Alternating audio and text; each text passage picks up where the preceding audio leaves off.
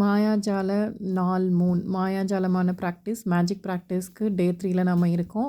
டே 3ல நம்ம பார்க்க போறது மாயாஜாலமான உணர்வுகள். மாயாஜாலமான உறவுகள்ல ரோடா என்ன சொல்ல வந்திருக்காங்கன்னா, நம்ம மட்டும் தான் இப்போ இந்த பூமியில, இந்த எர்த்ல இருக்கோம் அப்படின்னா, நம்மளுக்கு எதுவுமே இருக்காது. நம்ம யாரோடையும் பேச போறதில்ல. எங்க போனாலும் ஒரே மாரி தான் இருக்கும். ஒரு இடத்துலேருந்து இன்னொரு இடத்துக்கு போனாலும், நம்ம ஒண்ணுமே பண்ண போறது கிடையாது. ஏதாவது ஒரு டயகிராமோ, இல்ல வந்துட்டு ஒரு ஆர்டிஸ்ட் ஆர்ட் வரைஞ்சாலும், அத பார்த்து அப்ரிஷியேட் பண்றதுக்கும் யாரும் இருக்க மாட்டாங்க.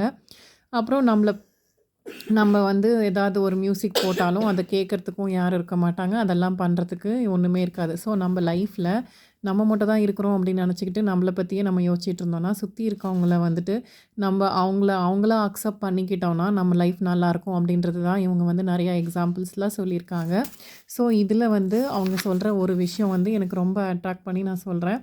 ஒருத்தவங்கள பத்தி நம்ம நெறையா குறை சொல்லிட்டு இருக்கோம்னா, ஒரு குறை சொன்னோம்னா, அதுக்கு நம்ம 10 கிராட்டிட்யூட் எழுதணும்னு சொல்லியிருக்காங்க.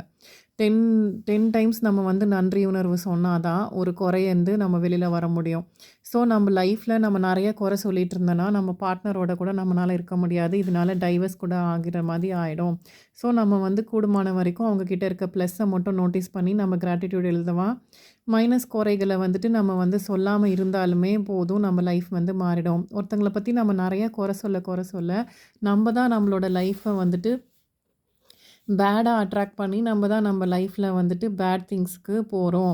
அவங்களுக்கு ஒண்ணும் ஆகாது அப்படின்னும் சொல்லியிருக்காங்க. நம்முடைய பொக்கிஷங்கள் குறித்து நம் இதயங்கள் விழிப்புணர்வுடன் இருக்கும் கணங்களில் மட்டுமே நாம் உண்மையான வாழ்வதாக உணரலாம். ஸோ நம்ம வாழ்றதுக்கு என்னன்னா, நம்ம பொக்கிஷத்த நம்ம வச்சுக்கிட்டு அதுக்கு கிராட்டிட்யூட் சொன்னா தான் நம்ம உண்மையா வாழ்றதுக்கு அர்த்தம் அப்படின்னு சொல்லியிருக்காங்க.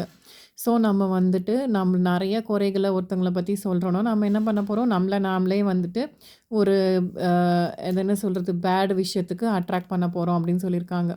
ஒருவரை பற்றி நம்ம சிந்திக்கிறோமோ, இல்லையோ பேசுறோமோ, அதனால பேட் திங்ஸா பேசுறதுனால நம்மளுக்கு பேட் தான் வரப்போகுது. அதனால எல்லாத்துக்குமே நம்ம தேங்க்ஸ் சொல்லி பழகுவோம். என்ன நடக்குதோ அதுக்கு தேங்க்ஸ் சொல்லிட்டு அத அப்பயே விட்டுருவோம். ஒரு வேளை ரொம்ப மோசமான திங் நடந்தாலும், அத அப்பயே எழுதிட்டு நம்ம எரேஸ் பண்ணறதுக்கு ட்ரை பண்ணுவோம். அப்படின்னு சொல்லியிருக்காங்க. இன்னிலேருந்து நானுமே அத பண்ணணும். ரொம்ப கஷ்டமான விஷயம் தான்.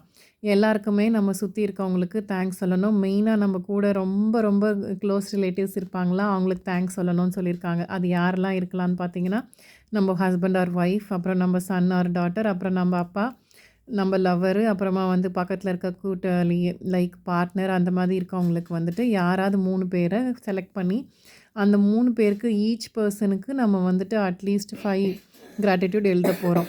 5 கிராட்டிட்யூட் எழுத போறப்போ, அவங்களோட பேரு, நம்மளுக்கு என்ன பண்ணியிருக்காங்க, அவங்க இருந்தனால நம்மளுக்கு என்ன நடந்திருக்கு அப்படின்றத கம்ப்ளீட்டா நம்ம பார்த்துட்டு எழுத போறோம்.